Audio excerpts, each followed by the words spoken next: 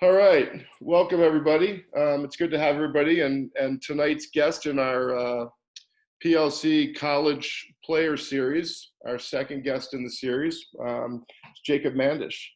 Jacob, welcome. Happy to have you. What's up, Coach? How we doing? Good, buddy. You've got last week or 2 weeks ago we had your old teammate Dylan Gergar on. Did a great job, so you got some pretty big shoes to fill. I'm gonna try my best. You got it. So Jacob, you and I have known each other, I guess, for about 7 years now, 6 years now.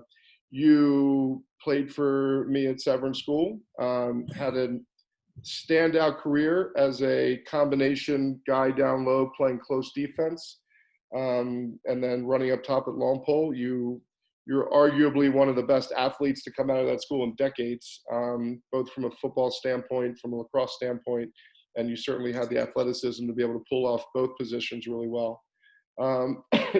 Ended up coming out of Severn, heading to Naps, doing a year at Naps, and then got yourself to the Naval Academy, and earned yourself starting spot on the Naval Academy team, which was phenomenal. Tell us a little bit about Navy, what it was like to go to college there. I think the guys would love to hear from you. Like, what's an average day in the fall like at Navy during fall ball? What's an average day during the spring season, school season, all that stuff. Tell us everything you can tell us. Yeah, I'm sure Dylan kind of hashed out his way in the life at UPenn, and in a way, academics can be very similar, considering the UPenn is an Ivy League and the Naval Academy is also very rigorous with its academics. The fall and the spring are two different animals. They're two different animals, and it's they're both fun, and you get better in both ways. But for just an average day at the academy, with under Coach Amplo, we'll have usually a morning workout. So morning workouts consist of running, agilities, all that good stuff. We'll do that usually at 5:30 to 6:30. From there, 7 o'clock, we'll have our breakfast at King Hall, which is where all the midshipmen eat. And then from there, I'll have class from 7 to 12. So usually they'll take 4 classes, and I'm a political science major. So my classes, outside of the sciencey classes I take in terms of like weapons, electrical engineering, thermodynamics, physics 1, physics 2, all that good stuff. I'm taking American presidency, politics in Africa, Russian foreign policy, all those different classes. So from there, then we'll either have a team meeting or we'll have a lift at noon, depending on the day. Usually we'll lift about 3 times a week. Our strength and conditioning coach, Coach Woolfolk, is a beast. He'll put us to work, and the thing at Navy that we're really trying to change, which is different from many programs in Division I lacrosse right now, is we're trying to be more lacrosse oriented, because Navy's always meant for being these big workout studs, really good conditioning, really hard workers, but they can't pass and catch. So we're trying to change that dynamic this year, and we did a little bit last year as well. And then from there, I'll have another class, usually 1 or 2 classes depending on my schedule for that day. The schedules vary every day, but usually I'll have at least 4 or 5 classes a day. Classes run about an hour long. Usually I like to keep my political science class in the afternoon, because I can stay a little bit more awake after lunch. Because, if I'm sitting in a physics class, it's a little bit more difficult trying to pay attention and trying to retain all that knowledge, considering it's like a 4 credit class. And then after that, we'll have practice at 3:45. And those practices in the fall, they're hard-nosed, they're rigorous, and it's nothing like I ever experienced through Naps, through being at Severn. Practices are just different. There's 50 guys on our team, and every guy wants a starting spot. And the fall is kind of your time to prove it. So the older guys will kind of lead by example, and the younger guys will follow along. I just remember as a freshman just looking up and just, expecting, I played at Severn, played with the MIA, had a year at Naps, played against a bunch of good competition there. I should be fine, But just the pace of play was just hit me in the face from the first day. I have Grayson Terrain dodging on me and making me look dumb. But the best thing about the fall is that you can see after every practice, every day, if you really stay committed, that you just get better. And by the end of the fall, you're like, wow, I'm a better lacrosse player now. Because practice, usually at like 2 to 3 hours, depending on the day and depending on what coach has planned for us. But at least at Navy, the fall really focuses on the fundamentals. Like this upcoming fall, we're not even going to play another team. We're only focusing on Navy, and I really like that because there's just going to be hard nose. We're focusing on passing and catching, stick work, footwork, the basic fundamentals. And you think that being where you guys are now to where I am, like, oh, we should be able to have that already. But honestly, that's Division I teams. When you look at the top 25, the top 30 teams, like they're all the same. The things that's gonna make the difference is the stick work and the little things. So that's what we're gonna be focusing on, and that's what we have focused on. So when you think about like the partner passing, the ladder drills, the positioning where you just break down, like we do that every day, and you get it to repetition where it just becomes just like natural. So that's something that we do in the fall.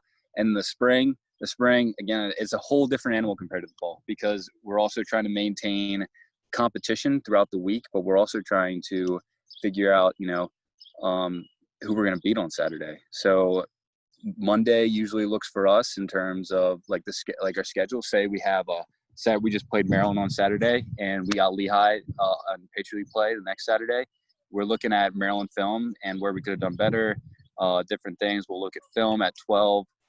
Usually we'll have like moderate lifts and moderate conditioning, nothing like too crazy, just to keep our bodies right. So the guys that did play, that they're not like pushing themselves to like what we did in the fall. And then the best part about Monday through Wednesday is that they'll be slowly introducing the new concepts of Lehigh. So Maryland runs a 2-3-1 on the offensive side. Well, Lehigh likes to run a 1-4. And so we got to figure out how we're going to defend the mumbo, how we're going to defend different dodges from the wings. So we're going to be practicing, like say Monday, we practice the dodges from the wings because that's where they like to dodge from. And then the next day we focus on the sliding and how we're going to rotate. And then all that, then we'll still show us film. And then by Wednesday, we'll have numbers. Like I'm covering as a long pole midi, which I was predominantly this past year. Sophomore year, I was more of a close guy. You're like, Mandish, you're going to cover 2 on the first line and number 4 on the second line. So they give me the film and I literally study their every dodge and find their tendencies. So if he's a hardcore lefty, I'm going to force him right. If he's a hardcore righty, force him left. Simple stuff like that can really determine, if you really are able to pay attention to the film and pay attention to tendencies, and you can really stop the guy, get him off his tracks the first couple dodges he has. So he has to start making up some new stuff, and that's not stuff he's most confident in. And so you're able to, then really take away the ball and do your thing. Speaking more on the defensive side, the offense, I don't know what the heck they do. They show up, they play, they score. Yeah. And then Thursday's another, just like, it'd be more of a team practice where we'll practice like riding, clearing, the basic like team things, just running through that, the different scenarios, like, hey, there's 30 seconds left in the game. What do you do? Who do we have on the field?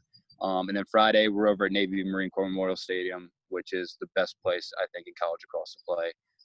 And we go throw on the music, have a good time, do a little stick work, just get ourselves right, have dinner.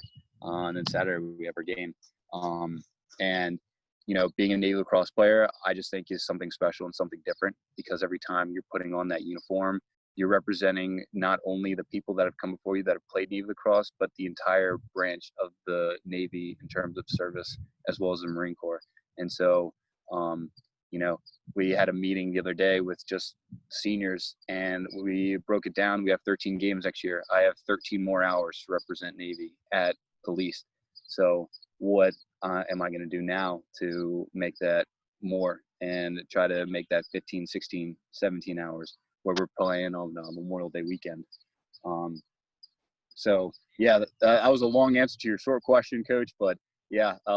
Being at the academy, it's it's hard because every day you have to come in to practice with like a headstrong mentality. Like, I need to have a great practice today. I need to be competitive. I have to do well today. And then all of a sudden after practice, you're going to dinner and you're jumping on homework, and you have homework till 12, 1 o'clock at night. And there's no breaks. There's no in-betweens. And then cram in military stuff, cram in different expectations that you have from Bancroft Hall, from our officers, for getting us ready for the fleet. Because not only am I a lacrosse player, but I'm a future officer. So I have to figure out, what best leadership styles fit me, and where I want to serve, and how I want to serve, and for how long. So it's all a lot to think about, and you guys are definitely getting a different perspective from me, just because I'm at a military academy, than you would have gotten maybe from Dylan or other lacrosse guys, because lacrosse is just another part of our life, but there's so much more that we have to focus on as well. So it's all about a big balancing act. Great. It's great stuff. You guys, unfortunately, like all the guys watching you right now and listening to you, lost your spring season. And that's tough. And unfortunately, it's not something to get back. But I love to hear the fact of you're not talking about the adversity of what you lost. You're talking about the excitement of what's ahead. And I think that's a great perspective for you to have. What are you guys doing as teammates to continue to get better and improve yourselves during this time where you're essentially alone? I mean, you're on the field right now all by yourself. So I can see one thing you're doing. What is what is Coach Amplo and the program doing to kind of keep you guys still connected, giving you workouts, doing Zoom calls? And then lastly, what can you tell some of the guys that are on here tonight, 36 guys that still want to try to get better? And if they're watching you, it means they're committed to continue to improve themselves. Some advice to them on how they can improve right now. Yeah. This whole pandemic is a blessing and a curse. The curse being I lost the season, and I'm never going to get that season back. We were preparing for Hopkins on Wednesday. Thursday we came to practice, and they told us to pack up our stuff and you're done. The season's over. So it broke all of our hearts. It broke our seniors' heart, because they don't get another chance. Our last game against Colgate, that was their last outing.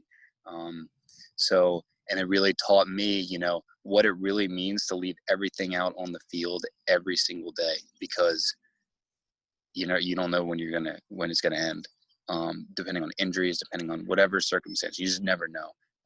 So coming into next season, I'm bringing a fiery rage, just because it's my senior season. I want to make my mark. I want to try to play the next level. I want to do all that stuff, and I'm running out of time.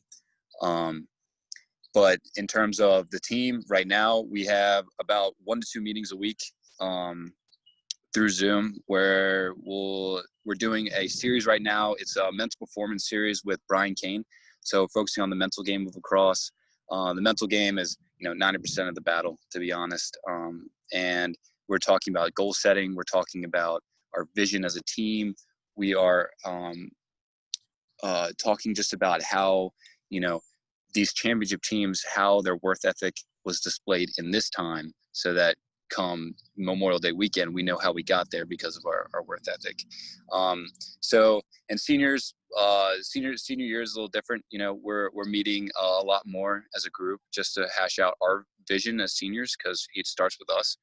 And so we'll have Google Meet calls and stuff like that. And then the big thing that we've been implementing, besides our competitions through Coach Wolfolk, he'll send out like a run workout or something, and who can get the fastest time, is it's accountability groups, accountability partners. So I'm in an accountability group with 3 other guys on the team, face-off guy, another long pull midi, and midfielder. And since the pandemic started, we've been talking every day, hashing out our goals. And so we created a spreadsheet where each week we go in on Sunday night and we fill in our goals. So what's my Monday goal, Tuesday goal, Wednesday goal? So for example, my goals for today were to get 1,000 wall ball reps, get my footwork and positioning on the turf field, get my chest and tricep lift in, and then as well as, it's lacrosse stuff, but also academy stuff. So I wanted to study an hour for my weapons test tomorrow, and I wanted to get 30 minutes of practice for my flight test that I wanted to take at the end of August. So, I have that all up, and it's able to see for the other guys. So I'll get texts from a guy saying, "Hey, did you get your wall ball reps in today?" And "Hey, did you get your footwork in today?" And so if I didn't get it in, or if I'm like struggling with that day, being lazy, whatever, like they put me right back on track. So, I mean, self accountability is an amazing thing, but having guys on the team that, even though we're farther away from each other, being able to communicate is still an amazing thing. And then something that I'm trying to implement, as well as the rest of the seniors, is like, I love calling people. I hate texting people. So I'll just give random guys a call on randomly when I'm just thinking about them. Guys that I wouldn't normally talk to, like an attackman, goalie, anybody, just like normal, just any guy, just like, "Hey, what's going on? What have you been up to?" And so we keep that constant dialogue. So we still know that we're working hard, even though we're not together. And this concept of goal setting has been an amazing like foot for me and for the rest of the guys, because there's kind of like 4 steps in terms of goal setting. You have, first you got to set your goal, and then you got to measure your goal. So measuring your goal meaning like having something attainable. Like me, for 1,000 wall ball reps, I can literally sit on a wall and do 1,000 reps, and I completed that goal. And that, because measuring it also gives us the best confidence, because when you get stuff done, you're getting stuff done. That's when you get the most confidence. That's when you're like, okay, I got my stuff together. I'm going to go perform on the field now. Kind of thing. And then the kind of last piece is reflecting and refocusing, being able to each week see what you did, see what you didn't do, see what you need to keep doing, what you need to stop doing, and what you need to do better, which has been really awesome for me as I've continued to learn more and more about my work ethic and how I can be able to continue to improve. And so, yeah, I mean, that the goal setting has been absolutely amazing, especially for me, just being able to get that stuff in, because I have these telescope goals. Everyone has those telescope goals. For you guys, it may be, I want to go play Division I lacrosse. Okay, great. Everyone else wants to go play Division I lacrosse where you are from, and what you're doing right now. That's where I wanted to do.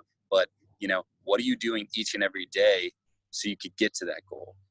So from a year from now, I'll share with you guys my goals from a year from now. I want to be selected as a Navy pilot. I want to pass my flight test. I want to beat Army, of course. I want to win the Patriot League tournament. I want to make the NCAA tournament. I want to win a national championship. I want to become an All-American, and I want to get drafted into the Premier Lacrosse League.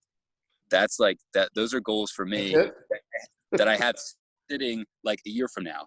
That's great. I can say all that stuff, but me doing my footwork and positioning, me doing my 1,000 wall ball reps, me doing my workout today, like the stuff that I'm doing today is going to propel me to get to my year goals. So I'd like to think of those like the microscope goals, the things that I can really hone in on now, that I can focus on now, that a year from now, when I'm looking at all this stuff and Jacob Mandish gets named an All-American for Division I lacrosse, it's not a surprise to anyone, because I worked hard at it each and every day. So that's something important to remember, like, congrats, like, you want to be a Division I lacrosse player, like, what are you doing today to make sure that happens? It's great. So yeah, it's great. Good stuff. I'd love to hear the guys that are on here all have aspirations to play college lacrosse. That's why they're on here.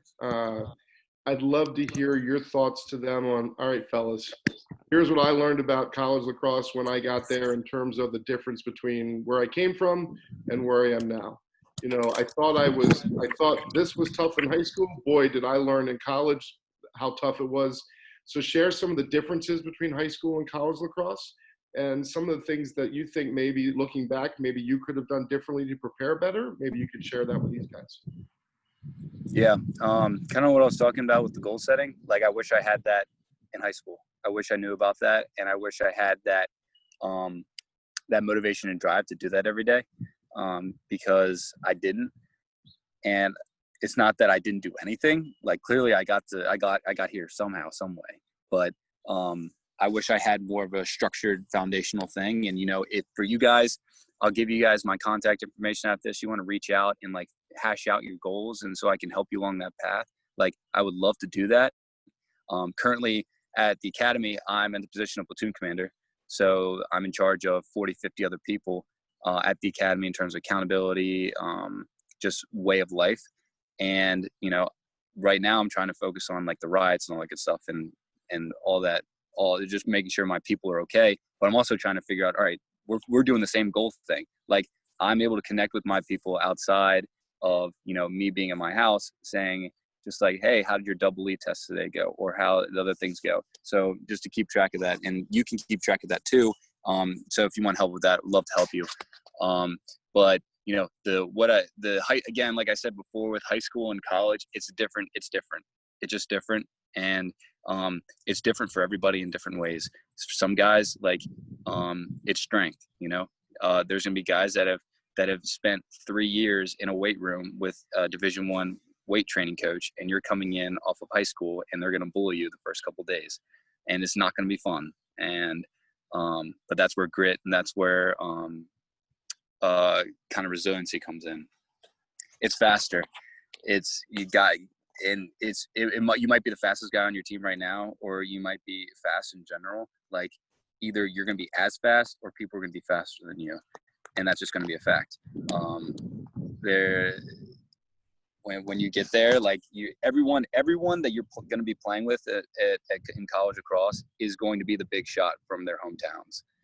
Like there's no guy that's not supposed to be there. When you see guys on the field, when you go to a game, say like Navy Furman or a Navy Holy Cross game or just anything, like it doesn't matter who like is on the field. Like those are the top guys from their high schools. Like those are the top guys that performed in the summer. And so the coolest thing about that is, you see the Chris Grays out there, you see the Scanlons, you see the guys that have been able to take their stuff to the next level, to the elite level. Like they had the same talent as pretty much everyone else when they came in, but they made themselves that much better through hard work and different stuff. Shooting and for face-off guys, just like working every day, especially with the new rules that are coming down. If you face off guys with the new rules, you guys complaining, like, no, like shut up. Like honestly, talking with like face-off guys like that are on the team now, like they're pumped. Like none of them have practiced this ever in their lives, but they're pumped. You're saying, you know what, adversity, good. We want adversity because we're going to work harder than everyone else in college lacrosse, and you guys can do that too. You guys can figure out how to do. There's going to be people out there that are going to help you. It's all about how bad do you want it. And I like to think of like the 3 R's of how to do better, and how you want it. Like, do you really want it? All right, congrats. You really want to be a college lacrosse player. Do you really, really, really want to be a college lacrosse player? Then you'll make it happen. It's not all about the figuring out your why. It's figuring out how you're going to do it. College lacrosse it's different. It's going to be different, and it's going to be fun though. If you go into every practice, every game, every scenario with a good attitude, then you're going to get positive results. For me, a good story of kind of where I was freshman year, I had a back injury and was on the second team, and I didn't perform as I thought I would. College lacrosse hit me in the face. And I thought, I was like, is college lacrosse really for me? Because I was getting pushed around by Ryan Wade and Grayson Train every day on the second team, and they just were making me look dumb, and I hated it. Practices were just not fun for me. And then, I just had a coming to Jesus moment where I just, was like, you know what, like, screw it. Like, good, I'm getting pushed around because this is going to make me better. And I started, the first team defense would always meet, and and they would go over film for the upcoming game. It would be like 10 or so guys. None of the other guys would be in there. And so I asked Coach Wallner, I was like, hey, can I sit in on the meetings? Like, he's like, yeah, go for it, man. Just sit in the back and just take notes. We'd love to have you there. And I learned so much how to prepare and how to do all that. And then come sophomore year, I'm like player of the week, best close defenseman on our team. So there's a process there, and there's a will. When there's a will, there's a way. So for you guys that like come in, don't get discouraged by the first couple of weeks of fall ball, because they're supposed to be crappy. You are a very high character guy. It's one thing that's always been impressed about you, and that's why you're at the Naval Academy. But you and I have always talked through Severn. You heard it, obviously through Naval Academy and lacrosse, about how important character is um, as a lacrosse player. Whether you're playing at Navy, you're playing at Maryland, wherever you're playing, you could Randolph-Macon, Susquehanna, doesn't matter. I'd love for you to talk about, what you're told and how you've been groomed by your coaches in the program now about how important character is for you as a young man at the Naval Academy. And then the second thing I'd love you to talk about is social media. We talk to the boys all the time about it's very, can be very positive. It brings a lot to your life, can also bring some pitfalls, and split second decisions can impact you the rest of your life. We used to talk about it while you're at Severn. I'd love to hear about what you guys talk about at Navy, Coach Amplo's policies on it, and does he talk to you about the importance of staying away and making good decisions? Yeah. In terms of character, like like good character is expected from where I go to school and where I'm from. Because if you don't have good character, you will be removed very quickly. That's for sure. Or you're just going to get caught under the wheels of the wagon. Character encompasses, every aspect of your life, and everyone's character is a little different just by the way that they've grown up and the different circumstances that they're in, life events and stuff like that. But key tenets of your character include like your leadership ability, your humility, your tact, your drive, your core principles.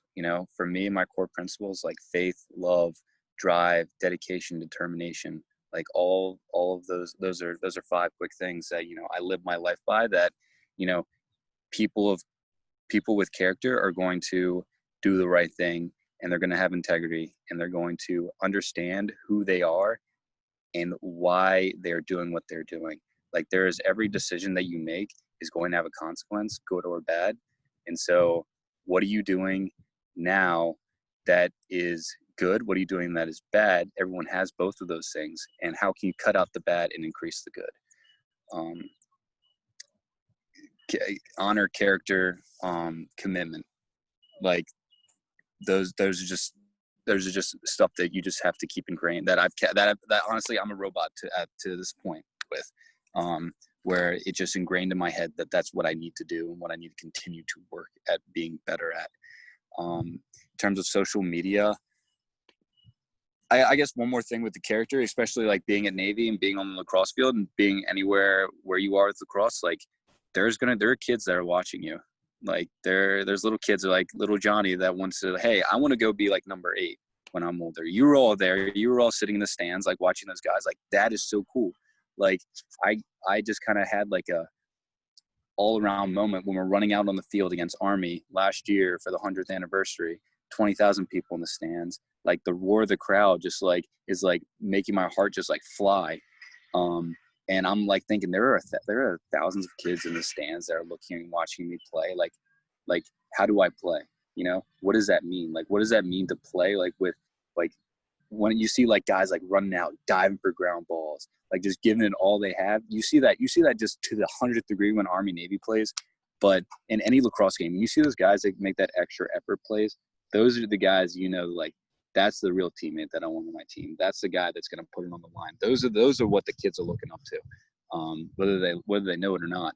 And then in terms of social media, it can be an amazing resource, social media, and right now, especially with what's going on in the world with COVID, with Black Lives Matter, with all this stuff, it is imperative that you, honestly, for me, to stay away. It's important to have a voice, but it's important to know what you're saying before you say it. So, there's a lot of, I think, honestly, 80% of Americans, just through my study in political science, are ignorant because they don't know what they're talking about and how they're talking about it, honestly. So it's important to know what you're doing, know what you're saying, and know what you're posting about. Social media is a great resource for showing love, showing what you believe in, showing your dedication, showing your work, showing just your friendship with other people, showing just the world about your family and stuff. That's awesome stuff. But when you have stuff where you're taking it a step too far, like, okay, would my grandmother want me to see this? Like, would my teacher from school want me to see this? Would my coach say is this a good thing? Like, is it positive and uplifting?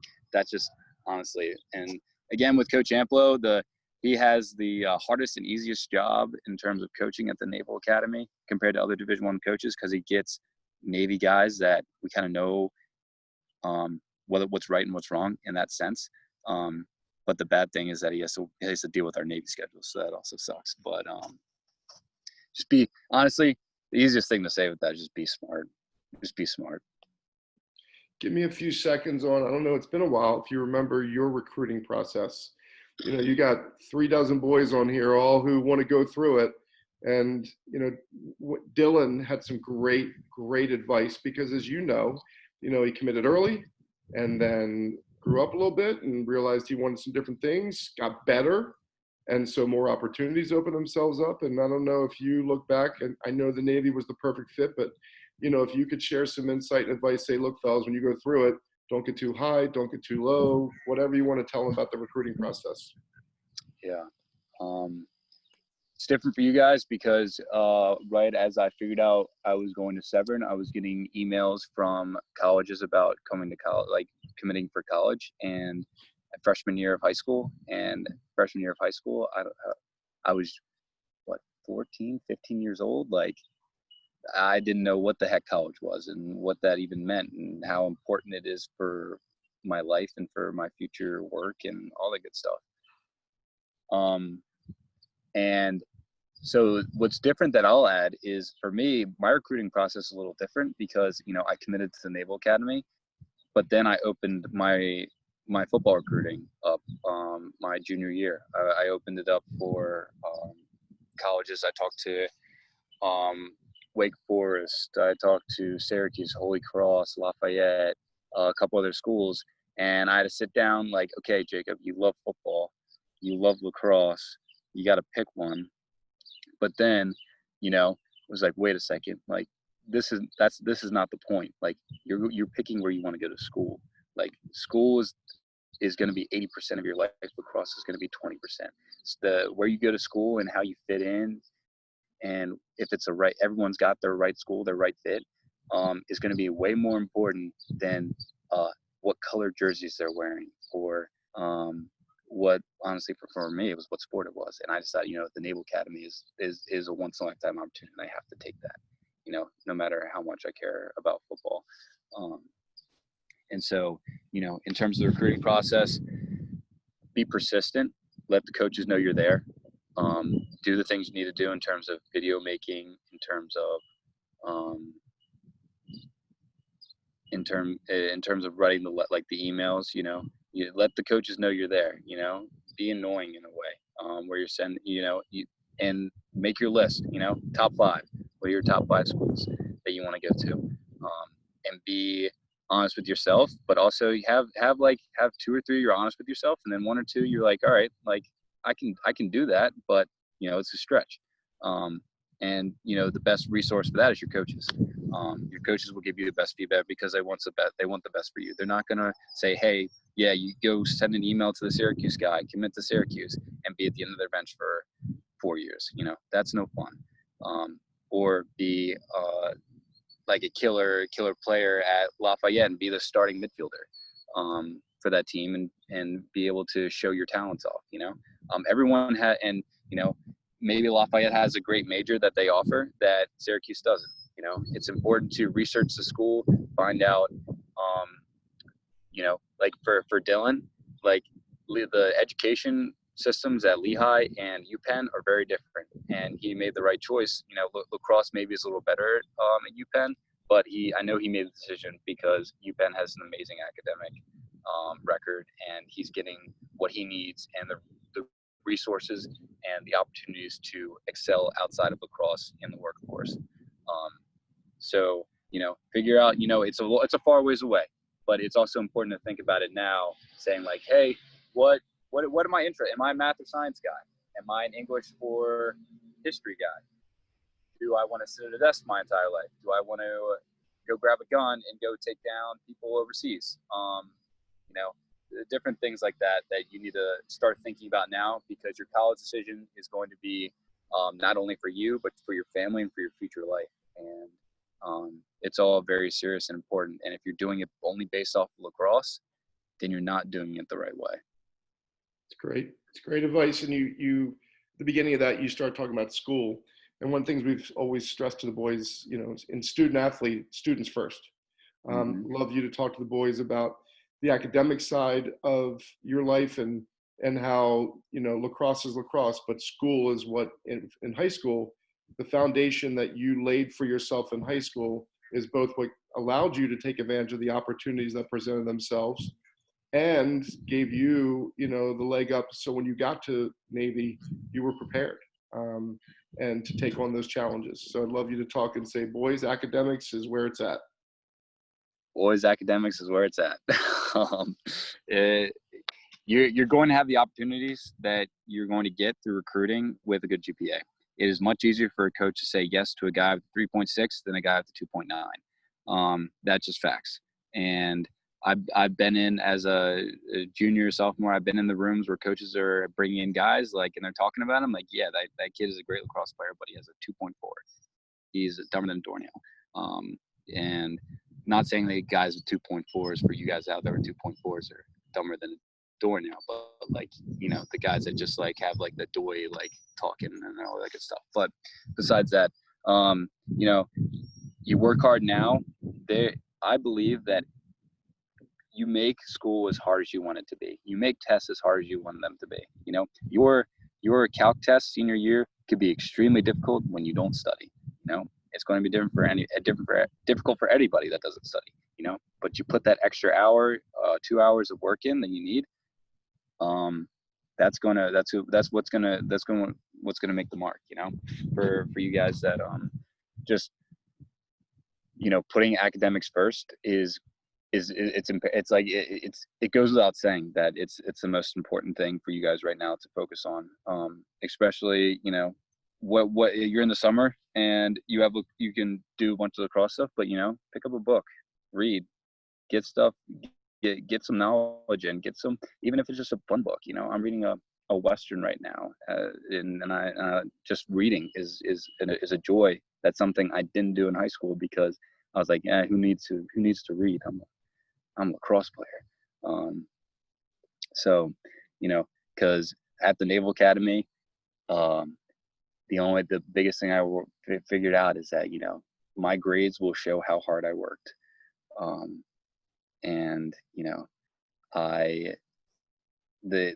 everything at the Naval Academy between all the classes I had mentioned before and everything, they're not easy. And you don't just sit in it, not paying attention, and you get the B in the class. No, you get the D in the class or the E in the class. It takes a lot of hard work, and being able to start that foundation and structure of studying hard, working hard with your classes now is going to prove dividends when you get to college. 100%. You have another ex-coach on here too from Severn. Coach Jones is on here joining us tonight. I didn't know Jones was on this call. That's right. I'm sure Coach Jones would love to say hi to you. Not a bit late. What's up, Coach? Hey, great to see you. I am certain that there were things during your high school career that Coach Jones or I said to you, or the way we coached you, that you just didn't want to hear, didn't want to listen to, didn't agree with, just wanted to plunk us over the head. And I'm sure a lot of the boys that are listening to you right probably feel the same way, especially about me. Not so much Coach Jones, but probably more about me. Yeah, you can laugh. I'd love you to talk to the boys and say, look, you might not agree with it. You might with what some teachers say, your parents say, your coaches say, but trust me, there's going to come a point when you're going to realize they know what they're talking about and look back and say, I wish maybe I had listened earlier. Wow, did that help? Yeah, the biggest advice I would give for that is trust the process. You know, the coaches have years of experience, and Coach Schwartzberg, for example, he's coached me. He's coached guys before that have maybe similar body types, similar athletic abilities, similar struggles, similar things that they're good at, and they know what works. They know how to coach. That's why they're there.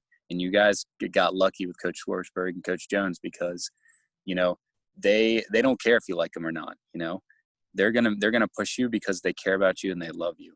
And that's something that I was able to realize through my years at Severn.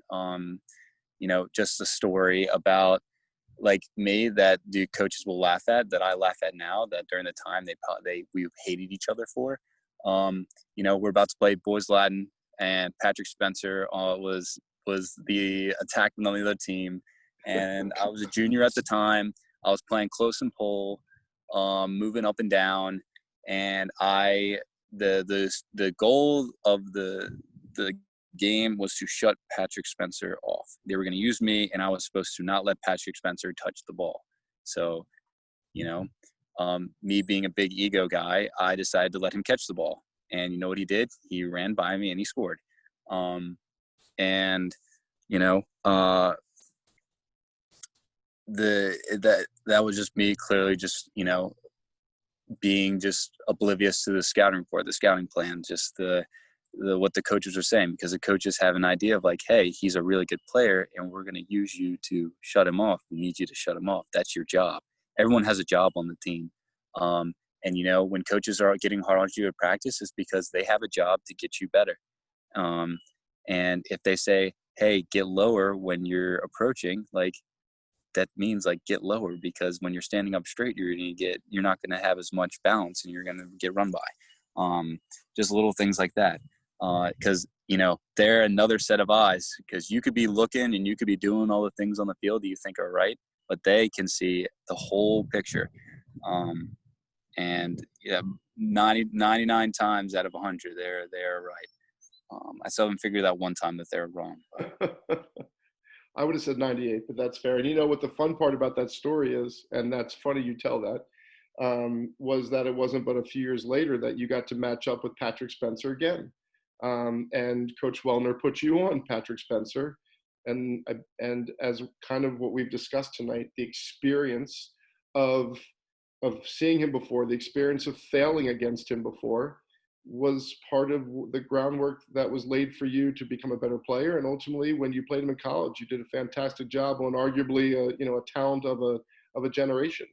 And so you learn from it, which is great. You know, it's funny, a lot of the guys on here may not realize it. We have PLC off of the 2020 team.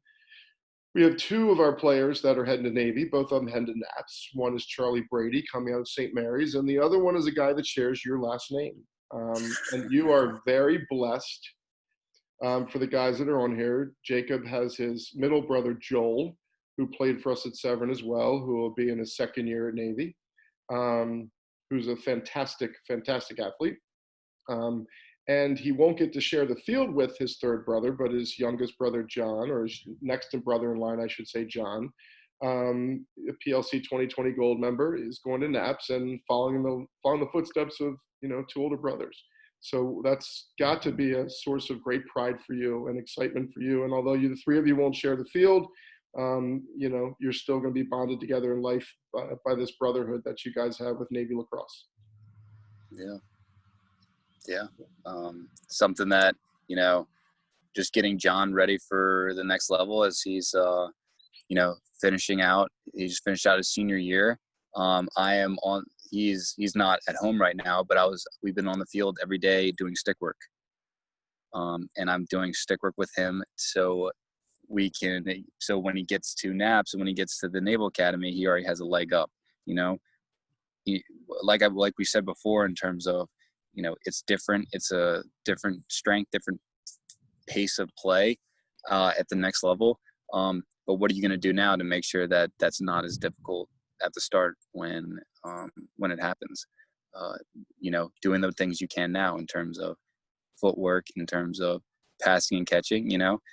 You'll drop a couple passes, but being able to throw passes with any guys during this time is crucial, I think.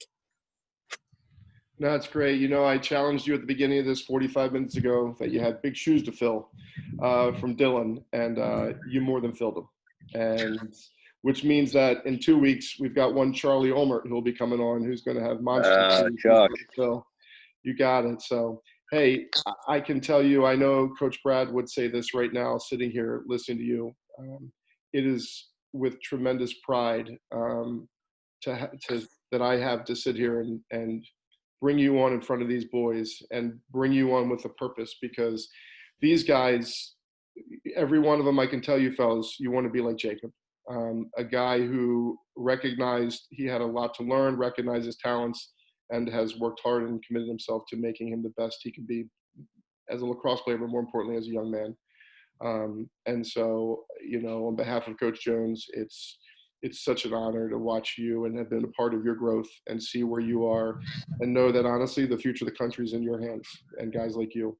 It's very comforting, and feel very blessed to have been a very small part of your career and your life, and look forward to remaining that way. So thank you so much for taking the time to talk to these boys. It will make a difference in their lives, and you should be very proud. Coach Jones? Yeah, absolutely. Thank you very much for the time you put in. I'm, as Coach Schwartzberg said, I'm super proud of you and everything that you've done and the growth that we've seen. I feel very privileged to have been even part of it. So I thank you for sharing with these guys today and great work. Thank you. Coach Jones, you're the one that showed me the can opener back in high school, and that's like my signature check now. So There you go. There you go. All right, Jake, we'll get back to your workout. Again, thanks for everything. Thanks for taking time. I will share, for any of you boys that are interested, I will share Jacob's number with you as he offered to, and he can talk to you about goal setting, how to do it. I think that would be a wonderful gift Jake could pay forward to a next generation of guys coming behind you. You take care of yourself, give your family our best, and look forward to seeing you soon. Of course, Coach. Do any of your guys, now that I'm on the phone, have any questions right now? If any of you guys have quick questions, please feel free to type them in the chat section real quickly. They know all along that they can type them in the chat section. Okay. But I'll tell you what, if any of you guys don't feel like asking them now, you can always send them to me and I can forward them to Jacob. And if any of you guys want Jacob's number so he can help you goal set and understand that process and how important it is, I think Coach Jones and I would strongly recommend it. Oh, we got a question. What is your favorite defensive drill? Oh, favorite defensive drill. All right. So it's a footwork drill. It's I'm actually literally just about to do it. It's a four cones, and you throw it in a box, and it works with your opening of the hips and your crossover. So it's 10-yard box. So you'll sprint up with your stick in your hand and approach, and then you're going to open at a 45-degree angle, and then while keeping your chest in front, looking at the other sideline, you're going to run over to the next cone, kind of break down, and then run up at a 90-degree angle, and then do the same thing.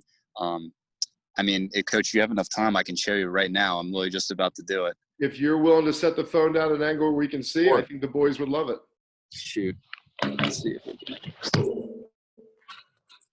Nice. Yep, that'll work. Perfect. All right, let's see in action.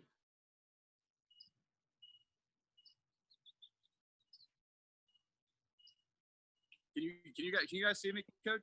We can see you perfectly. All right, cool. Yep. All right, so just like I said, let's start over here.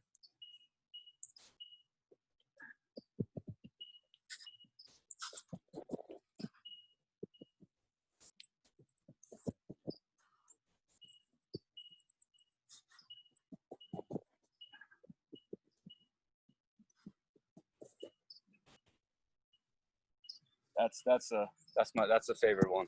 Would love you to tell the boys real quickly. All right, you saw me do it. Here's some of the fundamental pieces of doing it that it's teaching you, that's making you better as a defender. And Yeah, fellas, for you listening, Jacob's carrying a long pole. That can be anybody. That can be riding. That can be an attackman. That can be midfielder. It's not just a defender. Yeah. So to start off, yeah, it's kind of cool you say that, Coach, because when I do that, attackmen are also doing that in the same drill. So helps with their riding. So it's 3-4 big steps when you're walking out. Some dumb tractors running around. And so focusing on your breakdown, you're going from the big steps to the little steps, the chopping steps. So, and you notice that my stick was in front the entire time. So stick was in front, I broke down, and my feet were level when I broke down. And then I opened my hips up, and by opening my hips up, I create that same separation with the attackman. And when I cross over, I'm able to run with them. So imagine I'm approaching a guy, I'm on the left side, and my midfielder is a righty. So he's got his hand in his right hand. I'm approaching him. I'm on the left side of him, so he doesn't go to a strong hand. And then he breaks to his right, and then I'm focusing on my crossover, and then running with him, getting my jabs in, planning, and I'm just doing it over again. Just imagine it's a lefty and I'm forcing him right. So it's all about that first initial burst. And I like that drill so much just because you can do it now and it works on any part of the field. Yep. Hips low, hands away from your body, great hip turn, all good stuff. There's a reason why you're wearing a coach shirt now. Yeah. No, it's great stuff, buddy. It really is. And you know what? You just showed everybody here that one day when it's your turn to teach the next generation of boys, you're going to do a heck of a job. So go get better, keep in touch, and most importantly, stay healthy, pal. Awesome. Thank you. Pleasure talking with all of you. Thanks, Jacob. All right.